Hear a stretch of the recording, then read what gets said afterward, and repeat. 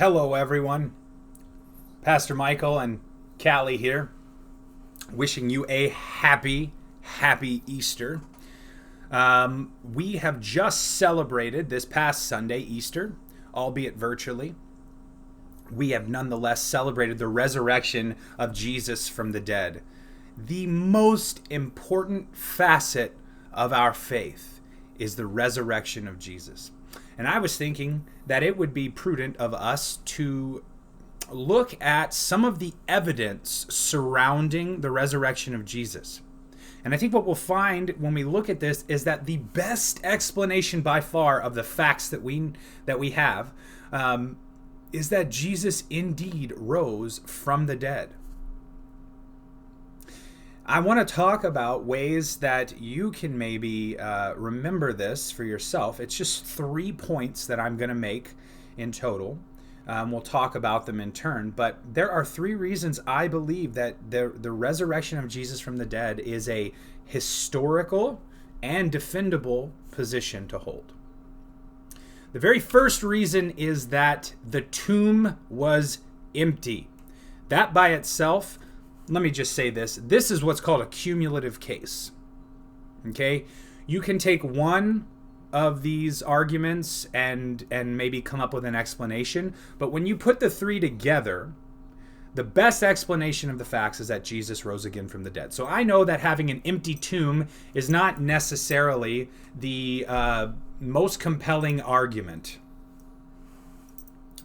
but it is a necessary argument for us to make. And we'll talk about that more in turn. But I want you to see just a few of the explanations people have given over the years for why the tomb was empty.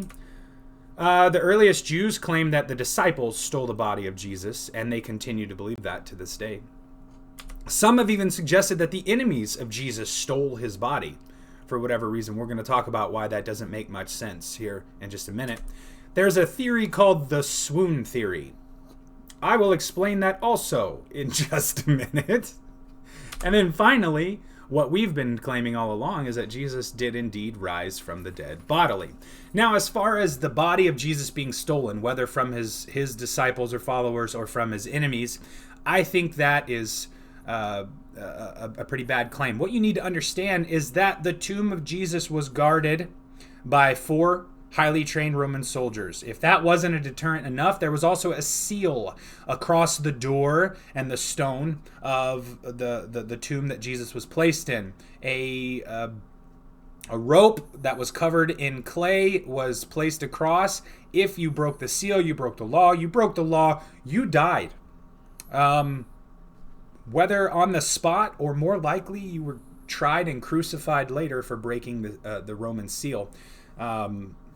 You were killed for breaking the law. Not only that, but there was a giant stone in front of the door obscuring the doorway. It took a team of men to put it there, and it would have taken a team of men to move it. It was an enormous stone door. Now, those 3 things make it highly unlikely that the disciples of Jesus or the enemies of Jesus came on some Ocean's 11-esque sting operation to steal the body of Jesus from the tomb. It's not just unlikely, it is highly improbable, to the point where I would say it's probably impossible. As far as the enemies let's start with the disciples. As far as the disciples stealing the body of Jesus, there was no reason for them to steal the body of Jesus. With the death of Jesus, their movement had ended. That's why they were all hiding in the upper room. They were afraid for their own lives that they were going to be arrested next and killed. The enemies of Jesus stealing it makes even less sense, for reasons we're going to talk about in just a minute. The swoon theory states that that Jesus didn't die of his crucifixion, but that he healed of his wounds and walked out of the tomb of his own volition. If that doesn't sound crazy to you, this is, by the way, a real theory that has been proposed. If you didn't know this, Jesus was beaten beyond recognition as a human being. He was tortured. He was then nailed to the cross, where he hung for hours, gasping for air. Third, he was found to be dead already by Roman soldiers, but just to make sure, they stabbed him through the side into his heart. This is the least likely of any of the explanations, in my opinion. Or fourth, he rose from the dead, which is what we're claiming today. Now, the reason I think that his enemies stealing his body and that the empty tomb itself is such an important proof is that if the Romans or the Jews, the enemies of Jesus, would have produced the dead body of Jesus, we would not be having this conversation today. It would have ended the debate immediately. Why claim that the body was stolen if you had the body all along? And if they could have just opened the tomb and produced the body of Jesus, they would have killed Christianity with it. So that's the first reason I believe, or the first evidence I think is compelling. By itself, again, it's not the most compelling. So we move on to the second one, which is that there were eyewitnesses of the resurrected Jesus. Now, it strikes me as odd that, or at least it did, that the linchpin of the Christian faith is an evidence-based claim. All of Christianity is based on whether or not Jesus Christ actually rose from the dead in bodily form. And Jesus revealed himself to many, many people after he rose from the dead. He revealed himself to the two ladies first. Then the two ladies told the others in the upper room, and Peter and John came running. He revealed himself to those two. And let me just read from 1 Corinthians 14, 3-8. The Apostle Paul writes this perfectly here. He says, "For I delivered to you as of first importance what I also received, that Christ died for our sins in accordance with the Scriptures, that he was buried, that he was raised on the third day in accordance with the Scriptures." He's always rooting everything he says back to the Old Testament Scriptures. Same thing Jesus did when he said, "I will be killed and raised again on the third day." This was all foretold. So Paul is just reminding us this was meant to happen. And then he goes on to say in verse 5, "And that he appeared to Cephas, then to the 12. Then he appeared to more than 500 brothers at one time, most of whom are still alive, though some have fallen asleep. Then he appeared to James, then to all the apostles. Last of all, as to one untimely born, he appeared also to me." The Apostle Paul is saying, I am an eyewitness of the risen Jesus Christ. If you don't believe my testimony, go to Jerusalem and talk to Jesus's brother James, who was a former non-believer, who became the pastor of the Jerusalem church, the mother church. If you don't believe me, maybe you'll believe Cephas. Maybe you'll believe the other of the 12 apostles. And if you don't believe them, it's almost like the Apostle Paul's daring them. Why don't you go talk to one of the 500 people that Jesus appeared to at one time, most of whom are still alive, he says at the writing of these verses. So we have an empty tomb. We have eyewitness accounts saying that they've seen the risen Jesus. The third, and I think most important proof, is the post-resurrection boldness of the eyewitnesses, namely the apostles. I want to give you 3 examples, just 3 of the apostles. Think of the Apostle Paul. We've just talked about him, how he said, "I'm an eyewitness." Think of his life before he saw the resurrected Jesus. He was a Hebrew of the Hebrews, a Pharisee, sat at the feet of Gamaliel. He was a man the Apostle Paul was a genius, and he was zealous for the faith of his fathers, the Jewish faith. He was so zealous that he went with marching orders to gather up Christians and bring them back in chains to Jerusalem to be punished. He was so zealous for the faith of his fathers that he stood by and held the clothes of people as they stoned one of the first deacons, Stephen. He sat by as Stephen was murdered for his faith in Jesus. Fast forward years in the future, and you see a completely different person.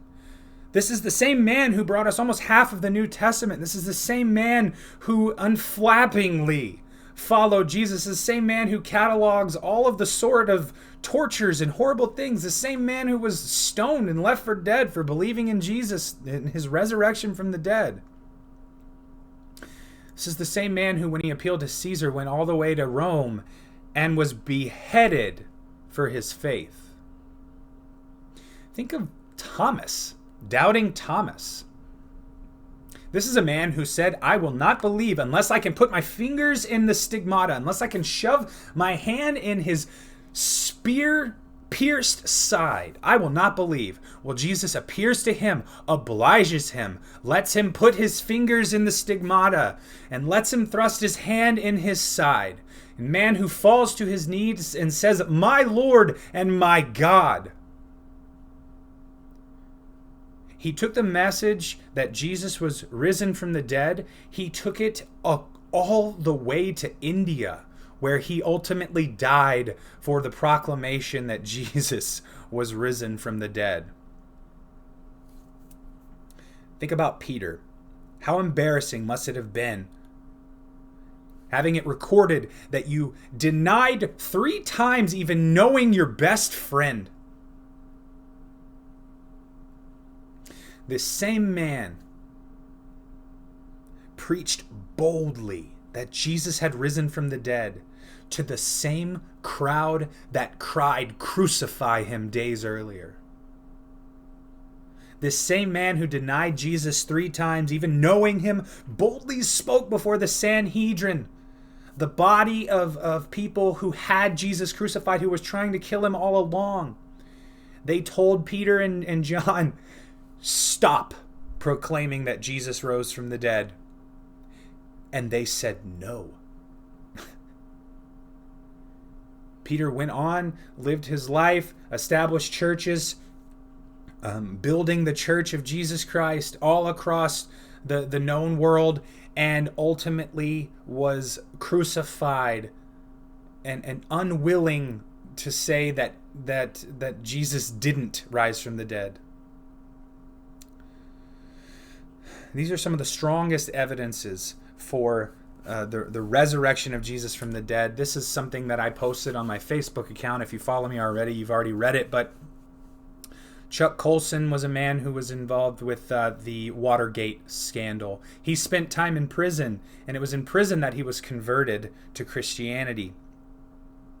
And he, subsequently, became an advocate for prison ministry, and also started an apologetics-based the Chuck Colson Center. You can look him up on the internet. He's since passed away, gone on to be with Jesus. But this is one of his. This is one of the things that convinced him. He says, "I know that the resurrection is a fact, and Watergate proved it to me. How? Because 12 men testified they had seen Jesus raised from the dead. Then they proclaimed that truth for 40 years, never once denying it. Everyone was beaten, tortured, stoned, and put in prison. They would not have endured that if it weren't true. Watergate embroiled 12 of the most powerful men in the world, and they couldn't keep alive for 3 weeks. You're telling me 12 apostles could keep alive for 40 years? Absolutely impossible." So the 3 evidences for the resurrection. 1, the empty tomb. Had they been able to produce the body of Jesus, we would not be having this talk today. The eyewitness accounts. Hundreds of people saw the resurrected body of Jesus Christ. Many of the eyewitnesses brought you the New Testament. And then finally, the boldness of the apostles. After the resurrection of Jesus, they were so bold that all of them faced harsh persecution without recanting at all. And the vast majority of them were martyred for their belief that Jesus rose bodily from the dead. Had one of them said, "Oh, Peter made this up. We all went along with it. We wanted to start a movement." The apostle, Paul was pretty moving in the way he spoke about it, and all these different. Had one of them just suggested, "We made this up," we again probably wouldn't be having this conversation today. It would call the whole thing in doubt. So, Christian, as you are looking at these three things, first of all, I hope you see that, as Peter said in 2 Peter 1:16, we did not follow cleverly devised stories when we told you about the coming of our Lord Jesus Christ in power, but we were eyewitnesses of his majesty. I hope this, number one, first and foremost, strengthens your faith in the resurrection of Jesus and gives you more trust and faith in Jesus that he is going to accomplish what he's promised for you in the future. Two, I hope that you can use this as a tool when sharing why you believe what you believe to loved ones and friends and people who don't yet have a like precious faith in Jesus. If someone were to ask you why you believe that a person could raise from the dead, you'll now have hopefully three very compelling historical evidences to show them.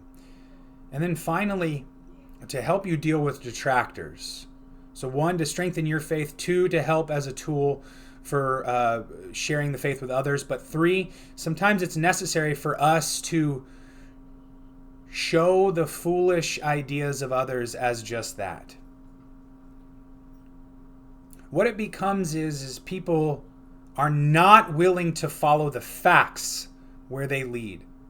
And you can use this as a tool to help you when dealing with detractors. Sometimes you have to answer the crowd rather than the person who's being antagonistic. Keep that in mind. Well, guys, I hope this finds you well. I hope you had a fantastic celebration of the resurrection of Jesus Christ, because it means everything for our faith. And until I see you guys face to face again, I miss you. I love you. And I hope you have a fantastic day. And I hope this finds you well. Take care. Stay healthy until we meet again.